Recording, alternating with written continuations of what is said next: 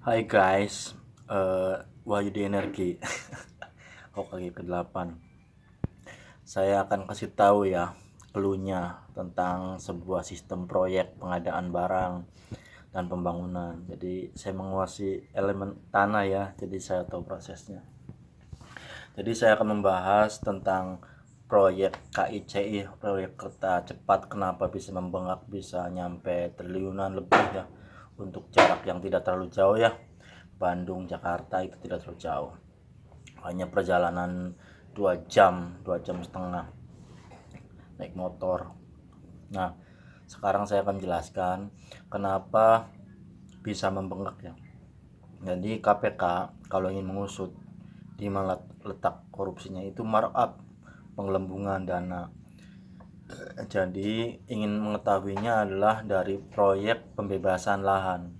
Jadi pembebasan lahannya itu berapa meter yang dibebaskan dan berapa harga per meternya. Biasanya sudah dipatok yang harganya per meter sampai Jakarta udah di borongan, nggak mungkin beda-beda. Kalau beda mereka kan pasti ada selisih paham, ada pembuktian di pengadilan. Nah, yang saya akan berikan adalah beberapa ya. Jadi pembebasan lahan yang tidak akurat, yang tidak, maksudnya tidak sesuai dengan harga. Mungkin harganya berapa per meternya, mungkin 1 juta dianggarkan 2 juta. Terus masalah alat berat kontraktor ya, kontraktor juga banyak ya, kontraktor bukan satu perusahaan aja, beberapa.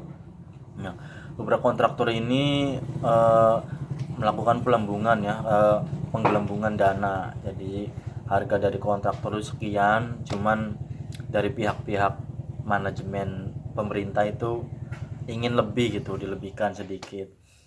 Saya paham seperti itu, jadi lebihkan aturan bisa, artinya per bulan ya, taruhlah contoh per bulannya hanya 10 juta sekian kan, atau berapalah, jadi bisa 1 miliar. Jadi begitu guys. Terus ada lagi ya, terus kontraktor semennya juga, kontraktor pembangunan dari pondasi-pondasi. Jadi pembangunannya bukan dari Cina semua ya sebenarnya. Jadi pembangunan dari Indonesia itu dari dipilih ya taruhlah dari perusahaan apa, WCC lah. Jadi dia membuat bangunan pondasi saja, satu pondasi berapa berapa berapa harganya kan, satu pondasi berapa ininya. Jadi mungkin taruhlah sekitar 100 juta, satu pondasi 1 juta. Nah, dijadiin berapa, mungkin berubah lagi di data-data pemerintahannya, mungkin 200 juta lain lagi. Jadi setiap perusahaan itu sudah menganggarkan harga yang sesuai ya, karena dia kan juga bisnis, jadi fair to fair lah, apple to apple, jadi sesuai dengan harga-harga yang ditawarkan, nggak mungkin lebih mahal atau lebih murah. Jadi agar perusahaan itu bisa dikenali, makanya mereka standarisasi harga, tidak membeda-bedakan kan, lebih mahal lebih murah mungkin beda tipis. Tapi kalau yang belinya pemerintah beda lagi, karena ada banyak tangan. Ya semua juga paham seperti itu, cuman kan yang jadi masalah kan kerugiannya, bukan masalah markupnya sih udah hal biasa ya, mau 100 ribu hal biasa. Cuman kalau kerugiannya melebihi batas wajar kan, sangat-sangat rakus gitu kan, merugikan negara, otomatis negara harus membayar banyak hutang sekali, bebannya berat. Nah, untuk Cina ini hanya membangun rel kereta dari atas saja ya, jadi rel kereta, jadi dia punya teknologi mesinnya itu, pembangunan dari situ, jadi dibikin rel dari situ. Cina itu sebenarnya cuma masalah pondasi dari pihak Indonesia dan pembebasan lahan. Jadi hanya kereta apa buat stasiun, jadi beda-beda sistemnya.